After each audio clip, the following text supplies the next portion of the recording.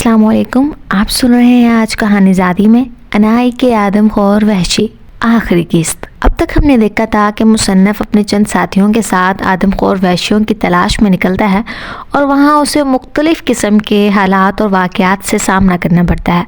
और अब आगे देखते हैं क्या होता है। 5 मील का ये कठिन और परसऊबत सफ़र हमें सदियों की मुसाफत में महसूस हो रहा था।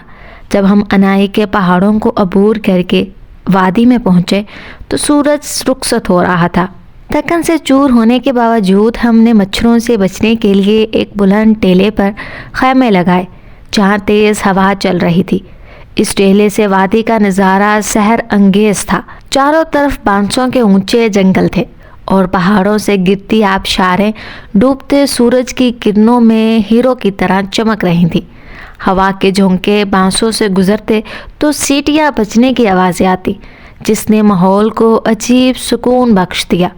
वादी में एक ऐसी खामोशी तारी थी जो खौफ पैदा कर रही थी।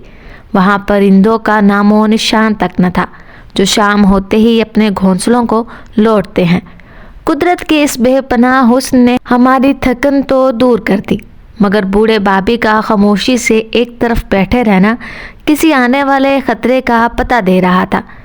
अचानक वादी के अंदरूनी हिस्से से शेर की ऐसी धार सुनाई दी कि जिससे पहाड़ लर्ज उठे।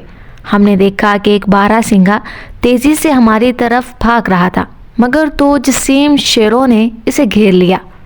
चंद ही लम्हों में उन्होंने बारहसिंगे के टुकड़े कर दिए और इसे लेकर मुख्तलिफ सिमतों में चले गए। सूरज गुरूब होते ही सख्त सर्दी शुरू हो गई। विलियम ने मशवरा दिया कि आग जला लेनी चाहिए, मगर भाभी ने फौरन मना कर दिया। इसने खबरदार किया कि अगर आग की रोशनी आदमखोर वहशियों को हमारी तरफ खींच लाएगी। ये सुनते ही हमारी हालत बदल गई और वही जन्नतनुमा वादी एक भयानक मुक्तल की तरह लगने लगी। रात गए जब मेरी आंख खुली तो मैंने एक मुबहिम शोर सुना। दूर से कहीं ढोल बजने और औरतों के बैन करने की जैसी आवाज़ें आ रही थी।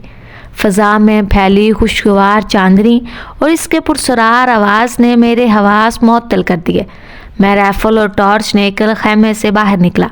मैंने जब भाभी को देखने के लिए इसके खैमे में गया तो वहाँ इसे ना पाकर मेरे पाँव तले से ज़मीन निकल गई। भाभी का इस वक्त गायब होना एक बहुत बड़े ख़तरे की निशानी था। अभी मैं इस सोच में था ही कि मेरे पीछे से किसी की आहट हुई और मुड़कर देखा तो सामने तो देव हैकल वहशी खड़े थे। वो वहशी शेर की खालें ओढ़े हुए थे और इनकी आंखें अंधेरे में चमक रही थी। मैंने होश में आकर फ़ौरन फायर कर दिया। एक वहशी चीखता हुआ खाई में गिर गया जबकि दूसरा चट्टान की आड़ में छुप गया। फायर की आवाज़ सुनकर विलियम और नैक्सन भी बाहर निकल आए। हमने तय किया कि यहाँ से फ़ौरन निकलना ही बेहतर है। हम अपना सामान वहीं छोड़कर सिर्फ राइफलें और कारतूस लेकर शुमाल की तरफ भागे। हमें यकीन था कि बाबी इन वहशियों के हत्थे चढ़ चुका है और अब वही ढोल की आवाज़ें हमारी तरफ करीब आ रही थी। चांदनी की मदद से हम दलदलों और गढ़ों से बचते हुए पहाड़ों की तरफ बढ़ते रहे। रास्ते में शेरों की धाड़ें हमारे खौफ में इजाफा करती रहीं। आखिरकार हम इन कदीम गारों के पास पहुँचे जहाँ हमें असहदों का भी ख़तरा था, मगर भागने की मज़ीद हिम्मत न थी। एक गार के पास जब विलियम का पैर किसी चीज़ से टकराया तो पता चला कि वो इंसानी खोपड़ी थी।